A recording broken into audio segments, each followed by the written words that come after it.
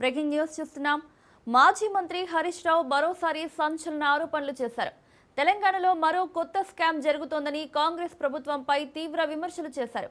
ఆబ్కారీ శాఖలో ఓ ముఖ్య నేత మంత్రి కోటా కింద అవినీతి జరిగిందని ఆరోపించారు. ఎక్సైజ్ శాఖలో కొత్తగా మైక్రో బేవరేజెస్ కు అనుమతులు ఇవ్వాలని నిర్ణయించుకున్నారని, ఇందుకోసం 110 అప్లికేషన్లు వస్తే తొలుత 25 ఇవ్వబోతున్నట్లు చెప్పారు. అయితే ఇందులో మంత్రి కోట 4, మరో ముఖ్య నేత కోట కింద 21 మైక్రో బేవరేజ్లను సెలెక్ట్ చేసుకున్నారని, పంచుకున్నారని ఆరోపించారు. ఈ మధ్య ముఖ్య నేతకు తోడై నీడై ఇంట్లోనే ఆ నాయకుడు ఉంటున్నాడని, ఈ మధ్య వార్తల్లో కూడా ఉన్నారని ఆరోపించారు.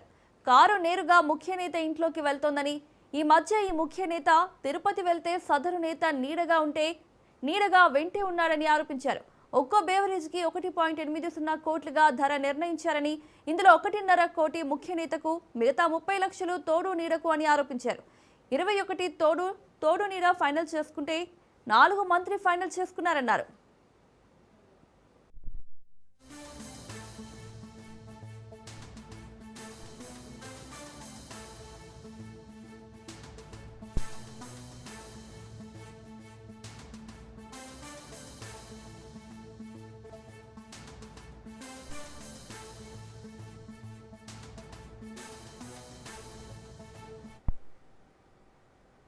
ఖైరతాబాద్ ఎమ్మెల్యే